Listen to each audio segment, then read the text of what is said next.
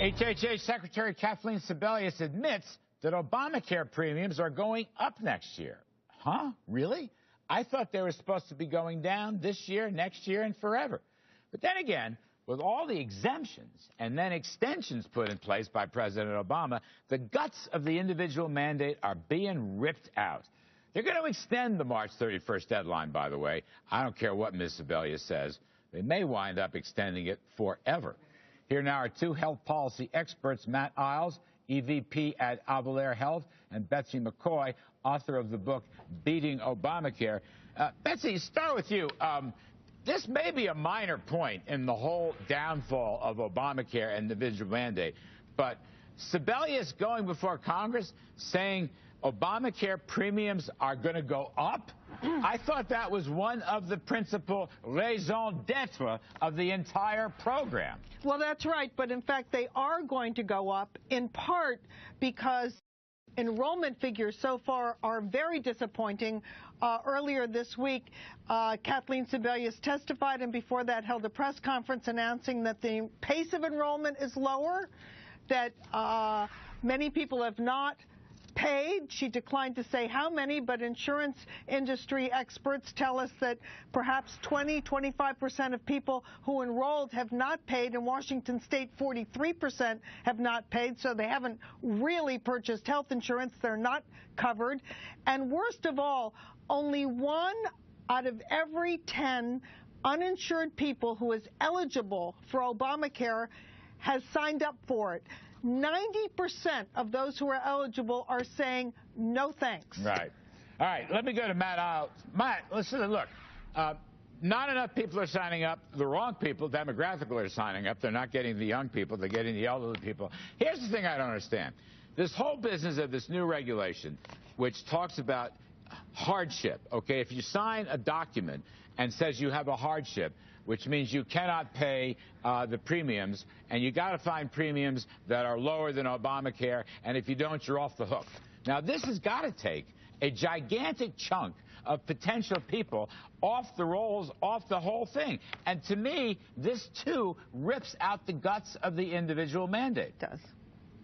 Well, Larry, you know, the fact that people can get a hardship exemption does, in fact, take some people out of the risk pool. But there's still a large number of individuals who could potentially sign up, whether it's the right group that's signing up yet. As Betsy said, it's skewing older. We're not really getting the young people at this point, and it's not clear that we'll get enough of them by the end. Could mean that premiums will go up next year. But I got to ask just one more thing, though. Look, they've delayed, once again, this is for the individual mandate. If your policy was canceled and you knew it, you're delayed. They're delayed beyond March 31st. They're delayed to 2016. That's a 3-year delay, which, by the way, covers my 3-year moratorium idea. But having said that, those people are going to wind up not going into Obamacare because the law, I think, the new regulation says, if you can't get something that's less expensive and not as good, it's okay. You'll never have to pay a fine. So yes, this is another population that's out of Obamacare, and the insurance companies are going to have high costs to even replace the cancellations to renewals, or they're not even going to get the input of people they thought they were going to get. Larry, so therefore, I conclude this is an utter failure. Let me make it clear that the way these regulations are worded opens the door to virtually everyone to get an exemption. It is implausible that people who once had policies and got them canceled will be exempted from the,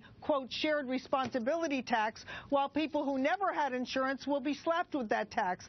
That concept has a political shelf life of about 15 minutes. It's not going to happen. But let's clue everyone into what's actually happening to this law, because the fact is the president is dismembering this law, literally chopping off key provisions of this law as soon as he detects that there's political opposition to them. In other words, these decisions are coming from the White House. These are not coming from Betsy McCaughey. They're not coming from Larry Kudlow. They're not coming from other critics of Obamacare.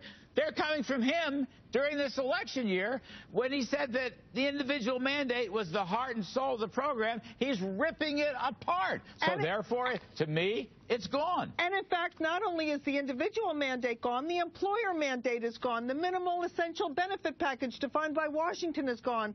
Over half the deadlines in the law are gone. Many of the consumer protections are gone. Most of this law is gone. Matt, tell me where you think we're wrong in this analysis. Well, where I think you're wrong is that you're not still considering the vast majority of people who aren't going to look and say, can I get an exemption or should I not participate? They're going to look and say, you know, should I buy health insurance? Is it affordable? Am I going to get a subsidy?